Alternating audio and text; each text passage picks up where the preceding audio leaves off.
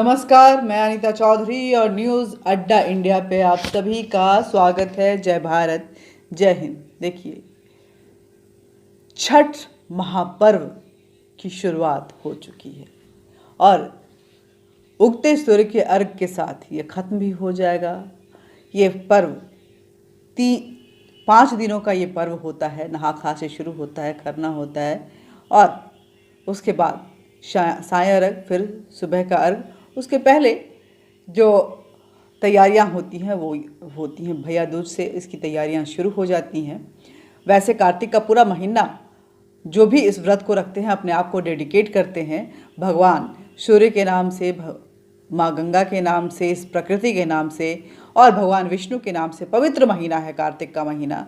और उसके बाद पूरी तैयारियों के साथ तन मन तन्मयता के साथ अपनी पवित्रता को बनाए रखते हुए वो छठ महापर्व का इंतज़ार करते हैं। दिवाली बीतती है, उसके बाद जो 5 दिवसीय दीपोत्सव होता है उसके साथ ही भैया दूज आते ही छठ की उमंग जो है वो चारों तरफ प्रकृति में छठाओं में वो बिखेरनी शुरू हो जाती है। मैं क्यों बिहार से हूँ, पूर्वांचल से हूँ और हमारे यहाँ छठ का बहुत ही ज़्यादा महत्व होता है।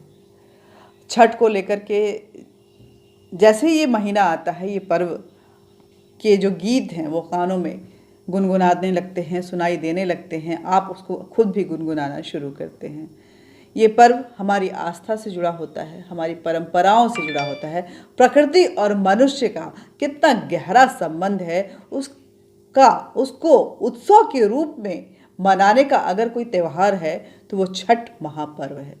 वैसे सभी पर्वों की कहानियाँ आप सुनते होंगे कि भगवान शिव ने इस संवत में, इस समय में इस कहानी को कहा था। चाहे वो तीज हो, चाहे करवा चौथ हो,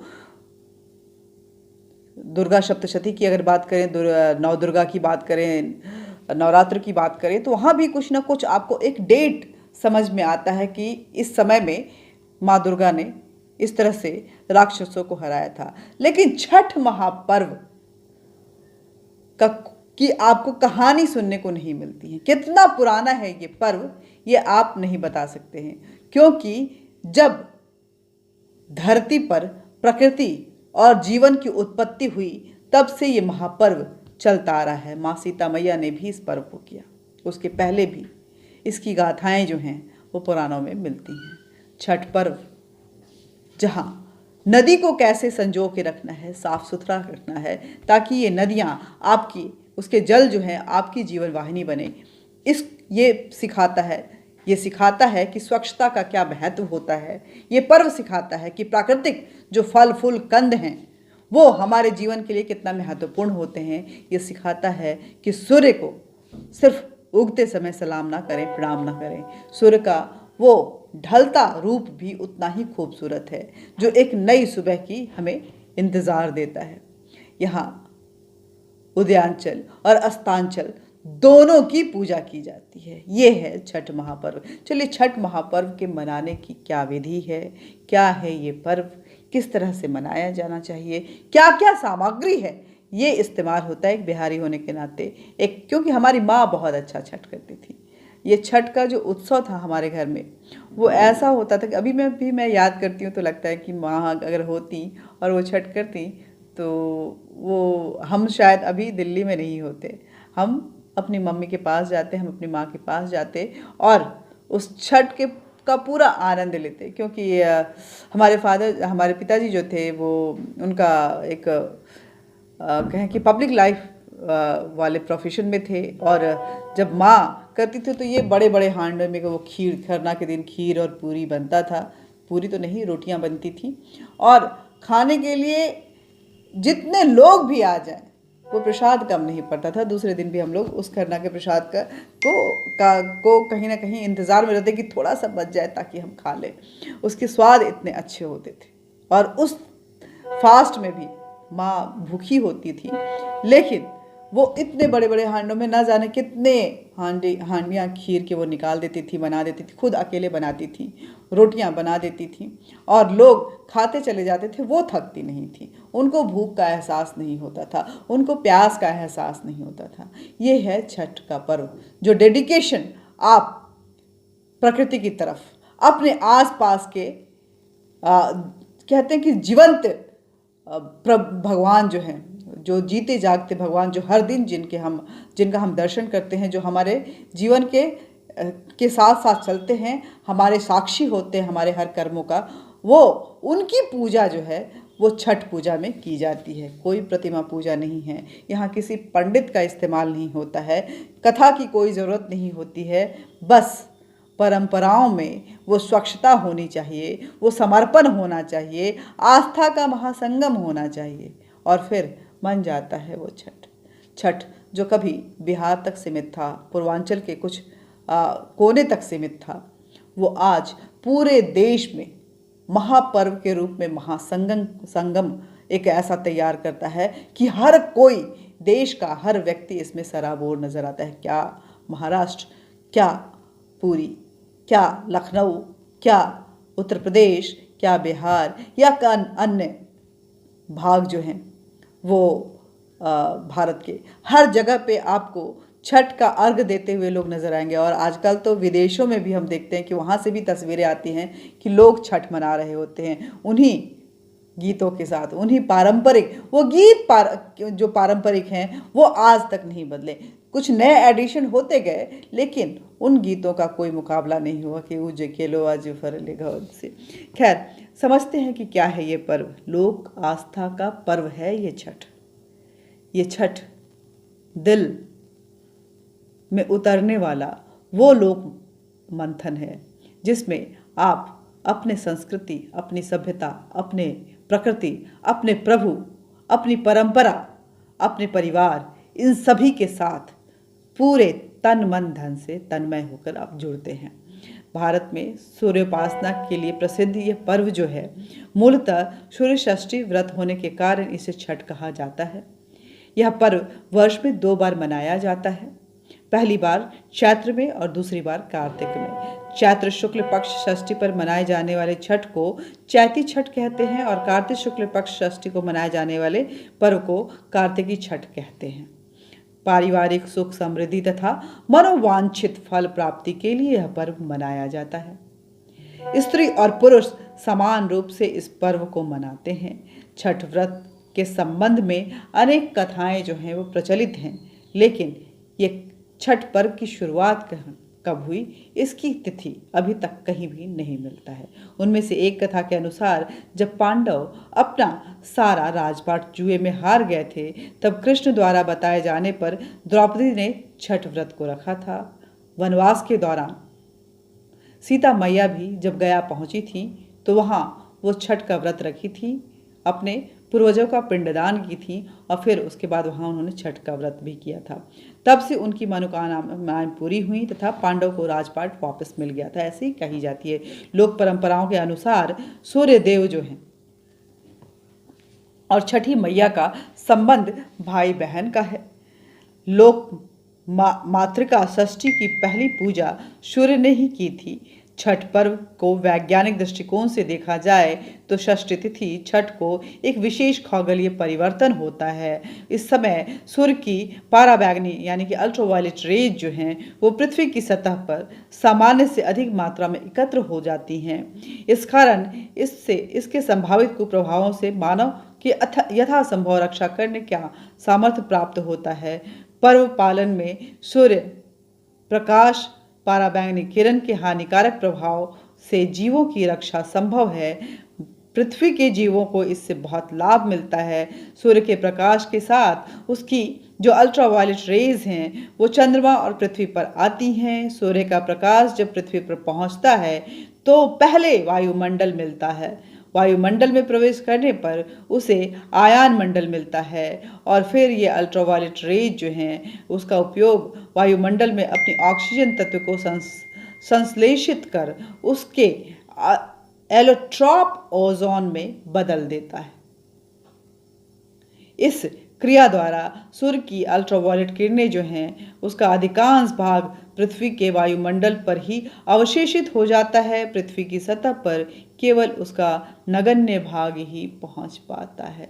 ये है खगोलीय दृष्टि से छठ पर्व का महत्व।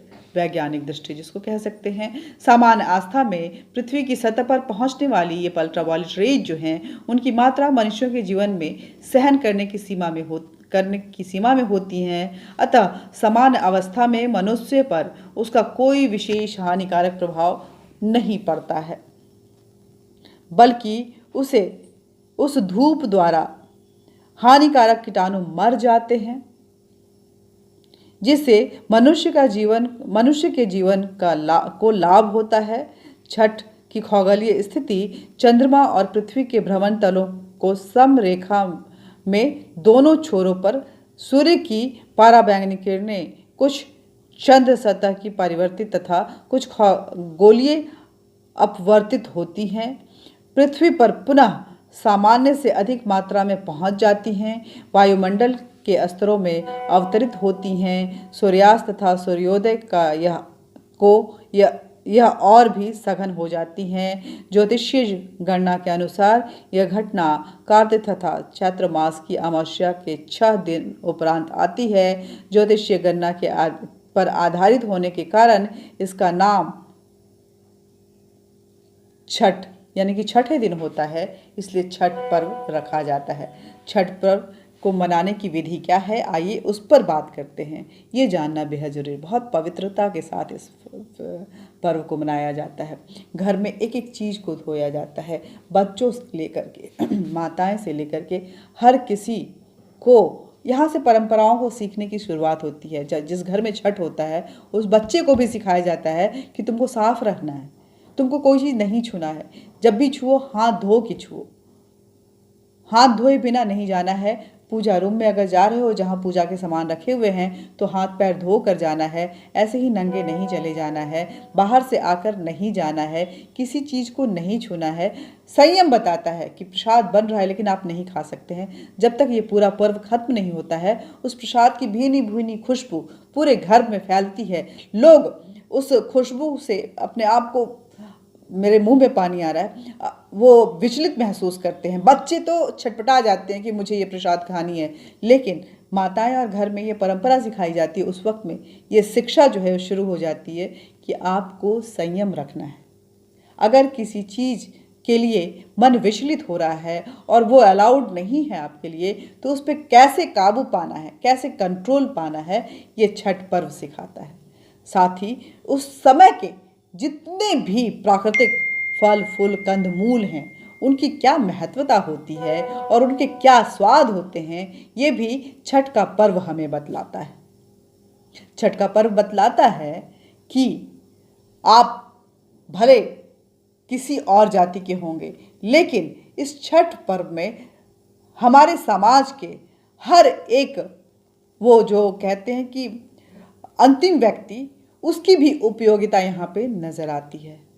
सफाई को लेकर के नज़र आती है। जब घाटों को साफ किया जाता है तब समझ में आता है कि जो स्वीपर होते हैं और उनसे जब घाटों को सफाई की जाती है तो उनकी क्या महत्व है हमारी ज़िंदगी में।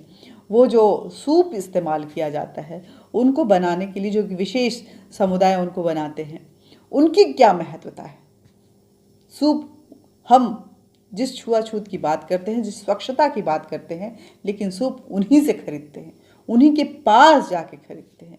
यहाँ तो दिल्ली में इतनी सारी चीज़ें नहीं हो पाती हैं, लेकिन जहाँ गाँव में लोग करते हैं तो वहाँ पे पर्पसली उनके यहाँ जा कर के लोग खरीद कर लाते हैं कि समाज के उस व्यक्ति का भी उतना ही महत्व है इस पर्व, उसका भी उतना ही योगदान है इस महापर्व में, इस समाज को संगठित करने में, इस समाज को चलाने में, उसको धारा प्रवाह में लाने में, और प्रकृति के साथ इन सभी का उतना ही समन्वय है। ये छठ पर्व सिखाता है हमें। छठ पर्व सिखाता है कि हमारे सब्जी बेचने वाले लोग भी हमारे लिए कितने महत्वपूर्ण हैं, वो छोटे छोटे फल फूल भी हमारे लिए कितने महत्वपूर्ण हैं, जिनको प्रसाद के रूप में चढ़ाया जाता है और हम उन्हें खाते हैं। तो छठ पर्व किस प्रकार मनाया जाता है आइए जानते हैं। यह पर्व 4 दिनों का होता है। भैया दूज के तीसरे दिन से यह आरंभ होता है। पहले दिन सेंधा नमक घी से बना हुआ जो है वो प्रसाद खाया जाता है, जिसमें नमक होता है, जो नहा खा का दिन होता है। और व्रती दिन भर अन्न जल त्याग कर अगले दिन जो उपवास होता है वहाँ से उपवास आरंभ होता है। जो खरना का दिन होता है, व्रती दिन भर अन्न जल त्याग कर शाम को लगभग सूर्यास्त के बाद गोदली वेला में खीर, पूरी या रोटी बनाकर पूजा करने के उपरांत प्रसाद ग्रहण करते हैं, जिसे खरना कहते हैं। तीसरे दिन डूबते हुए सूर्य को अर्घ्य यानी दूध अर्पण करते हैं। अंतिम दिन उगते हुए सूर्य को अर्घ्य चढ़ाते हैं। पूजा में पवित्रता का विशेष ध्यान रखा जाता है। लहसुन प्याज वर्जित होता है। जिन घरों में यह पूजा होती है वहाँ भक्ति गीत गाए जाते हैं। अंत में लोगों को पूजा का प्रसाद दिया जाता है। जब अर्घ्य खत्म हो जाता है, सुबह की हवन खत्म हो जाता है, उसके बाद ही आप प्रसाद का भोग लगा सकते हैं, आप प्रसाद को खा सकते हैं। उत्सव का स्वरूप जो है छठ पर्व 4 दिवसीय उत्सव, इसकी शुरुआत कार्तिक शुक्ल चतुर्थी को तथा समाप्ति कार्तिक शुक्ल सप्तमी को होती है। इस दौरान व्रती जो होते हैं वो 36 घंटे का व्रत बिना पानी पिए, बिना कुछ खाए वो रहते हैं। इस अवधि में वो पानी भी नहीं ग्रहण कर सकते हैं। नहाय खाए जो है छठ पर्व का पहला दिन, जिसे नहाय खाए के रूप में हम जानते हैं, जिसकी शुरुआत चैत्र या कार्तिक महीने के चतुर्थी का कार्तिक शुक्ल चतुर्थी से होता है। इस सबसे पहले घर की सफाई कर उसे पवित्र किया जाता है। उसके बाद व्रती अपने नज़दीक में स्थित गंगा नदी, गंगा की सहायक नदी या तालाब में जाकर स्नान करते हैं। व्रती इस दिन नाखून वगैरह को अच्छी तरह से काट कर स्वच्छ जल से अच्छी तरह से बालों को धोते हुए स्नान करते हैं। लौटते समय वो अपने हाथ में गंगा जल लेकर आते हैं, जिसका उपयोग वो खाना बनाने, प्रसाद बनाने में करते हैं। वो अपने घर के आसपास को साफ सुथरा रखते हैं। व्रती इस दिन सिर्फ एक बार ही खाना खाते हैं। खाने में व्रती कद्दू की सब्जी, चना या मूंग की दाल और चावल, इस तरह की चीज़ें खाते हैं। तली हुई पूरियाँ, पराठे, ये सारे खाने जो हैं वो वर्जित होते हैं। यह खाना कांसे या मिट्टी के बर्तन में पकाए जाते हैं, पीतल के बर्तन में भी पकाए जाते हैं। खाना पकाने के लिए आम की लकड़ी और मिट्टी के चूल्हे का इस्तेमाल किया जाता है। जब खाना बन जाता है तो सर्वप्रथम व्रती खाता है, उसके बाद ही परिवार के अन्य सदस्य को खाने को मिलता है। खरना या लोहरा जिसको कहते हैं, छठ पर्व का दूसरा दिन, जिसे खरना कहते हैं के नाम से जाना जाता है, चैत्र या कार्तिक महीने के पंचमी को मनाया जाता है। इस दिन व्रती पूरे दिन उपवास रखते हैं। इस दिन व्रती अन्न तो दूर की बात है, सूर्यास्त से पहले पानी का एक बूंद तक ग्रहण नहीं करते हैं। शाम को चावल, गुड़ और गन्ने के रस का प्रयोग करके खीर बनाया जाता है। खाना बनाने में नमक और चीनी का प्रयोग नहीं किया जाता है। इन्हीं 2 चीज़ों को पुनः सूर्य देव को नैवेद्य देकर उसी घर में एकांत करते हैं, अर्थात एकांत रहकर उसे ग्रहण करते हैं। परिवार में सभी सदस्य उस समय घर के बाहर चले जाते हैं। कोई भी शोर नहीं होता है, क्योंकि यह समर्पण होता है भगवान सूर्य की तरफ, प्रकृति की तरफ। परिवार का हर व्यक्ति चुप रहता है, क्योंकि आप एक तरह से कहें कि मेडिटेट करना होता है। पूरा परिवार उसमें अपना सहयोग देता है जब वो एकांत में खाना खाया जाता है। शोर बिल्कुल नहीं किया जाता है। एकांत में खाते समय व्रती हेतु किसी तरह की आवाज़ सुनना पर्व के नियमों के विरुद्ध माना जाता है। पुनः व्रती खाकर अपने परिवारजनों एवं मित्रों के रिश्तेदारों को वही खीर रोटी का प्रसाद खिलाते हैं। इस संपूर्ण प्रक्रिया को खरना कहते हैं। चावल का पीठा या घी लगी रोटी भी प्रसाद के रूप में वितरित की जाती है। इसके बाद 36 घंटे के लिए इस खाने के बाद व्रती बिल्कुल यही जो खाना खाया और पानी पिया, उसके बाद कुछ नहीं पीता है। 36 घंटे तक वो निर्जला रहते हैं, ना कुछ खाना है ना कुछ पीना है। मध्य रात्रि में व्रती छठ पूजा के लिए विशेष प्रसाद ठेकुआ बनाते हैं। संध्या अर्घ का वो समय आता है जब छठ पर्व का तीसरा दिन होता है, जिसे संध्या अर्घ के नाम से जाना जाता है। चैत्र या कार्तिक शुक्ल षष्ठी को मनाया जाता है। पूरे दिन सभी लोग मिलकर पूजा की तैयारियां करते हैं। छठ पूजा के लिए विशेष प्रसाद जैसे ठेकुआ, चावल के लड्डू, जिसे जैसे चीज़ें जो हैं वो बनाई जाती हैं छठ पूजा के लिए। बांस की बनी हुई टोकरी, जिसे दौरा कहते हैं, पूजा के प्रसाद फल डालकर देवकारी में रख दिया जाता है। वहाँ पूजा अर्चना करने के बाद शाम को एक सूप में नारियल, 5 प्रकार के फल और पूजा 5 प्रकार कम से कम होने चाहिए, लेकिन प्रकृति के जितने फल हैं आप उसका इस्तेमाल कीजिए, क्योंकि ये पर्व ही नेचर को, हमारे वातावरण को, हमारे वायुमंडल को, हमारे प्रकृति को ये समर्पित है, हमारे कंदमूलों को समर्पित है। उन सभी की पूजा की जाती है कि आप हमारे जीवन में बहुत ही महत्वपूर्ण हैं। आप हैं तो हमारा जीवन चल रहा है, आप हैं तो हम सांस ले पा रहे हैं, हमारे पेट भर रहे हैं।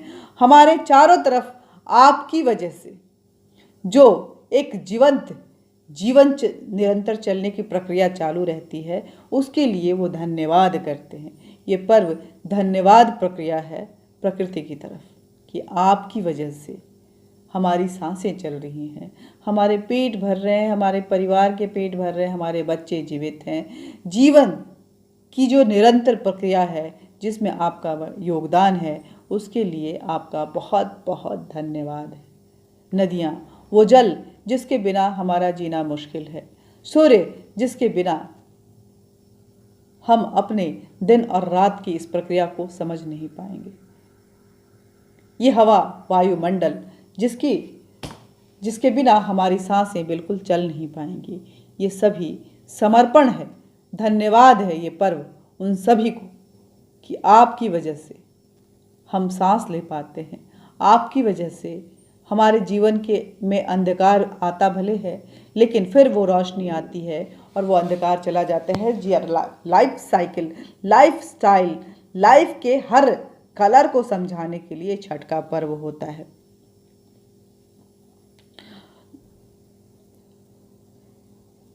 फिर नारियल और फल और फूल से पूजा के अन्य सामान लेकर दौरा में रखकर घर का पुरुष अपने हाथों में उससे उठाकर अपने सर पे वो रखते हैं उस दौरा को।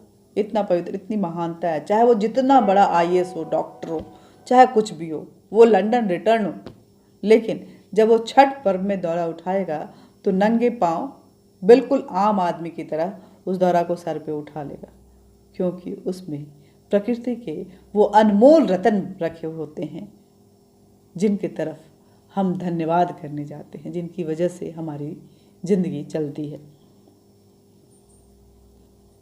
यह अपवित्र न हो जाए इसलिए सर के ऊपर की तरफ से रखा जाता है। छठ घाट की तरफ जाते हुए रास्ते में प्रायः महिलाएं छठ के गीत गाते हुए जाती हैं। नदी या तालाब के किनारे जाकर महिलाएं घर के किसी सदस्य द्वारा बनाए गए चबूतरे में बैठती हैं। नदी के से मिट्टी निकालकर छठ माता का जो चौरा बनाया जाता है उसे बनाती हैं। उस पर पूजा का सारा सामान रखकर नारियल चढ़ाते हैं, दीप जलाते हैं। सूर्यास्त के कुछ समय पहले सूर्य देव की पूजा का सारा सामान लेकर घुटने भर पानी में जाकर महिलाएं जो भी व्रती हैं वो खड़े हो जाते हैं और डूबते सूर्य देव को अर्घ्य देकर परिक्रमा करके कम से कम 5 परिक्रमा की जाती है और उसके बाद उनका धन्यवाद किया जाता है और फिर आरती बत्ती की जाती है। सामग्रियों में व्रतियों द्वारा स्वर्णिमित गेहूं के आटे से निर्मित ठेकुआ सम्मिलित होते हैं। यह ठेकुआ इसलिए कहलाता है क्योंकि इसे काट के एक विशेष प्रकार के डिज़ाइनर फॉर्म पर आटे की जो डो होती है उसे ऐसे ठोक ठोक कर बनाया जाता है। उपरोक्त पकवान के अतिरिक्त कार्तिक मास में खेतों में उपजे सभी नए कंद मूल, फल, सब्जी, अन्न आदि तथा गन्ना, ओल, हल्दी, नारियल, जीमकंद का भी कितना महत्व है ये इस पर्व में बताया जाता है। वो जो बड़ा वाला नींबू होता है, नारियल होता है, क्या उसको बोलते हैं मैं भूल रही हूँ, उसका एक पार्टिकुलर नेम है, वो भी, उसका भी भले पूरे साल हम नहीं खाते हैं, लेकिन इस पर्व के समय में वो ढूंढ कर लाया जाता है। उसका भी प्रकृति के नेचर जो हमारे लिए जो चीज़ें उपजाती हैं हम उसका इस्तेमाल करते हैं, उनको धन्यवाद कहते हैं, उनको ढूंढ कर लाते हैं कि इसका होना जरूरी है, ये हमारे लिए महत्वपूर्ण है।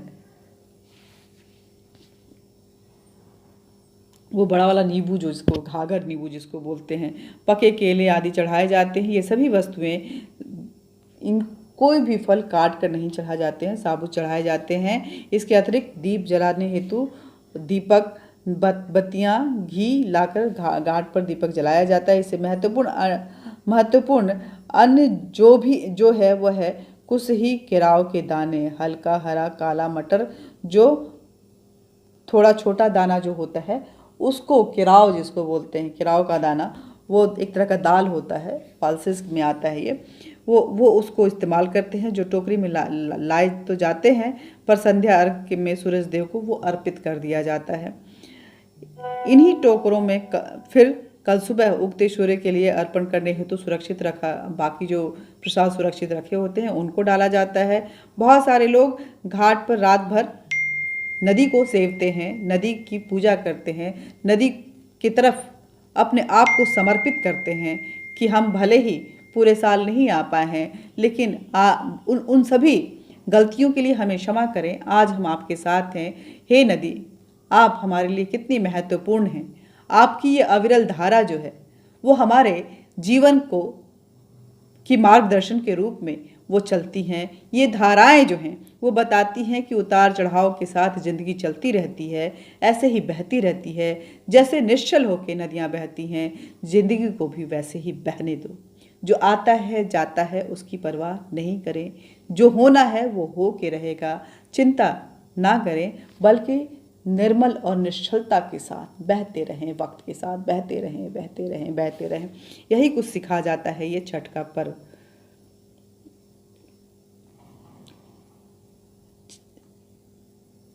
छठ व्रती जो है चौथे दिन कार्तिक शुक्ल सप्तमी को सुबह उदयमान सूर्य को अर्घ दिया जाता है। सूर्यदेव से पहले ही व्रती लोग घाट पर उगते सूर्यदेव की पूजा करने हेतु बहुत पहले पहुंच जाते हैं। उसके बाद नदी के जल में खड़े हो जाते हैं और आग्रह करते हैं कि हे सूर्यदेव आप उगिए।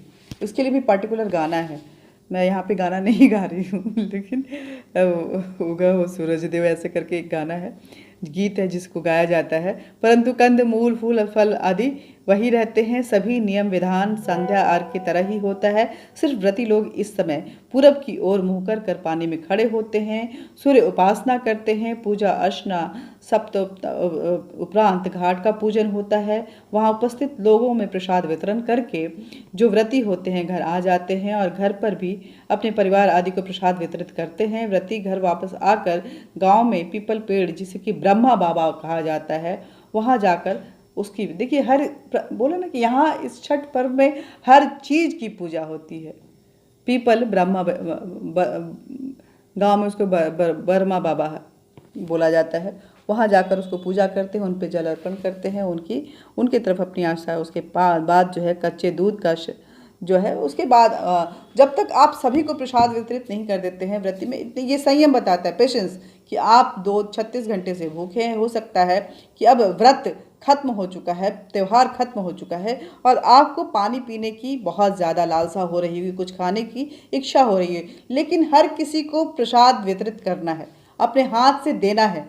आशीर्वाद के तौर पे लोग पांव छूते हैं कि ये आशीर्वाद जो है वो इसका कोई जोड़ नहीं है, ये आशीर्वाद हमको मिल जाएगा तो शायद राह की जितनी रोड़े हैं वो खत्म हो सकती हैं। क्योंकि जो इतने समर्पण के साथ, इतने भूखे रह करके भगवान के साथ जुड़ गया है, वो उसका कितना पॉजिटिव अभी कनेक्शन होगा हमारे प्रभु के साथ, हमारे देवताओं के साथ। ये सोच के लोग उस समय में, ऐसा माना जाता है कि जो व्रत करते हैं उनके अंदर में देवताओं का वास होता है, उनका कनेक्शन जो है डायरेक्ट होता है, उन पर भगवान जो है अपनी कृपा, अपनी नज़रें जो हैं विनायत किए रहते हैं, अपनी नज़रें बनाए रखते हैं और उनके साथ साथ चलते हैं ताकि उनका ये व्रत जो है सफलतापूर्वक संपन्न हो, ऐसा माना जाता है। यही वजह है कि चाहे जितना गरीब करता हो, चाहे जितना अमीर करता हो, बुजुर्ग करते हों, युवा करते हों, कोई भी कर ले, ये व्रत अगर कोई ठान लेता है कि मुझे करना है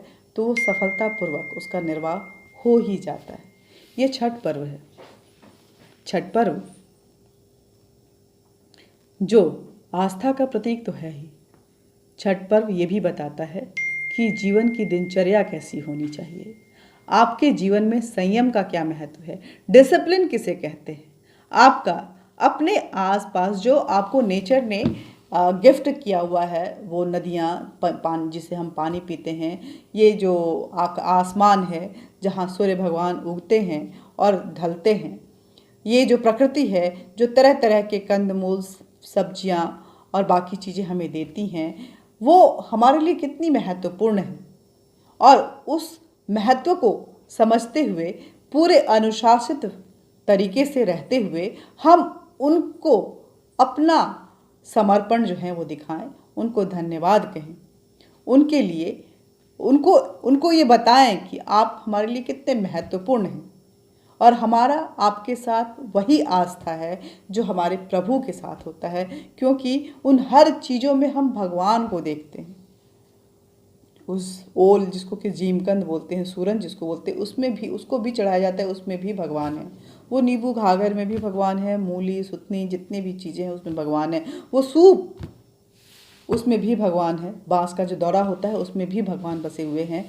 वो नदी, उसके घाट, उन सभी में भगवान बसे हुए हैं। वो पानी, वो फूल जिसे हम चढ़ाते हैं, और भगवान सूर्य से ये आग्रह करते हैं सुबह में कि सूर्य भगवान ऐसे ही आप उगते रहिए, हमारे जीवन में रोशनी लाते रहिए। अंधकार तो आते रहेंगे, लेकिन आप हैं ना उन अंधकारों को खत्म करने के लिए, उनको मिटाने के लिए। जय हिंद, जय भारत। छठ महापर्व की आप सभी को बहुत बहुत शुभकामनाएं।